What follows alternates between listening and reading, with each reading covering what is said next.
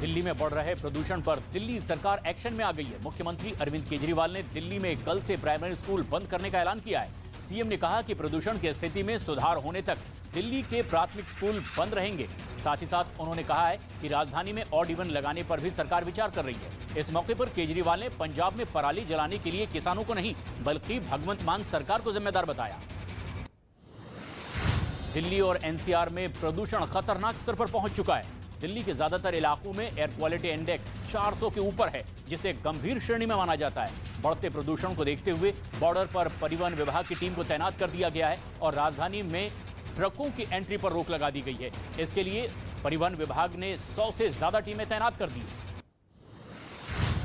राजस्थान के श्रीगंगानगर में पिछले 3 दिनों से आसमान में धुआं और कोहरा नजर आ रहा है। स्मॉग की वजह से लोगों को सांस लेने में काफी दिक्कतों का सामना करना पड़ रहा है। डॉक्टरों के मुताबिक आंख, सांस और त्वचा से संबंधित समस्याएं लगातार बढ़ती चली जा रही हैं और इससे स्थानीय लोगों को काफी मुश्किलों का सामना करना पड़ रहा है। प्रशासन बढ़ते प्रदूषण से के लिए पड़ोसी राज्य पंजाब, हरियाणा में पराली जलाने की घटना को जिम्मेदार ठहरा रहा है।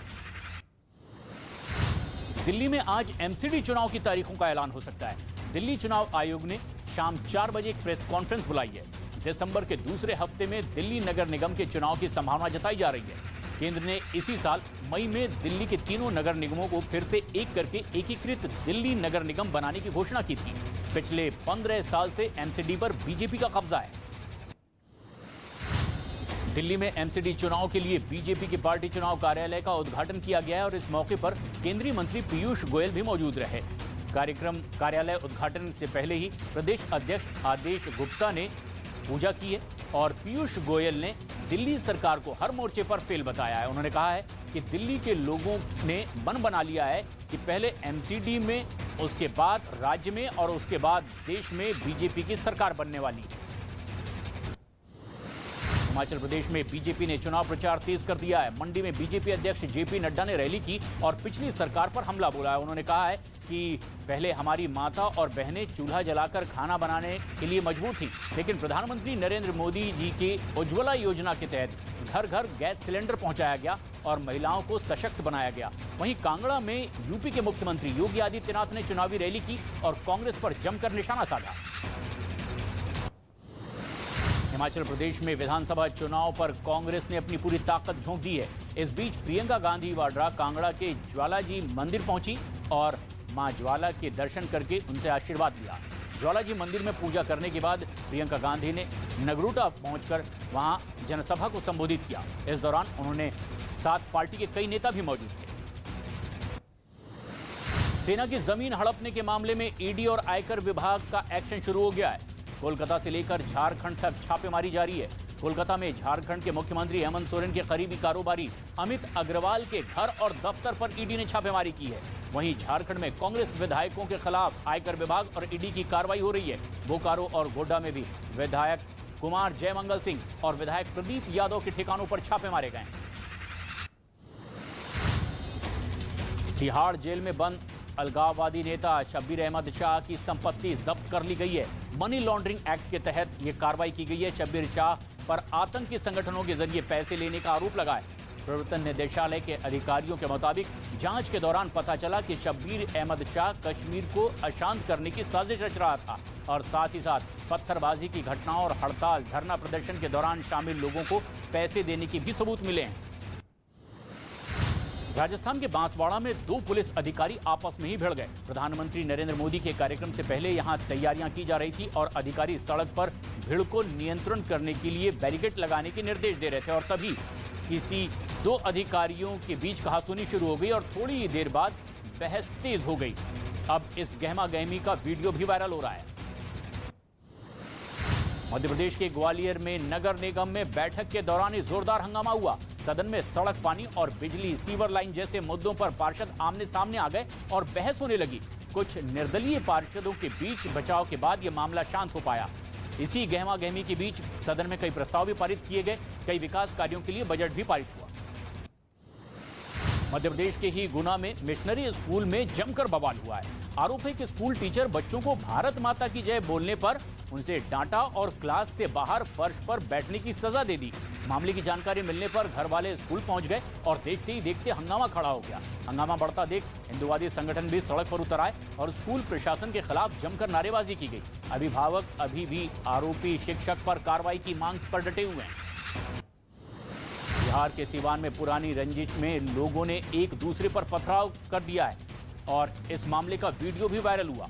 वीडियो में छत पर खड़े लोग एक दूसरे पर पथराव करते नजर आ रहे हैं। वहीं एक पक्ष ने दूसरे पक्ष के 7 लोगों पर फायरिंग करने का भी आरोप लगाया है। पुलिस मामले की जांच पड़ताल के बाद कार्रवाई की बात कह रही है।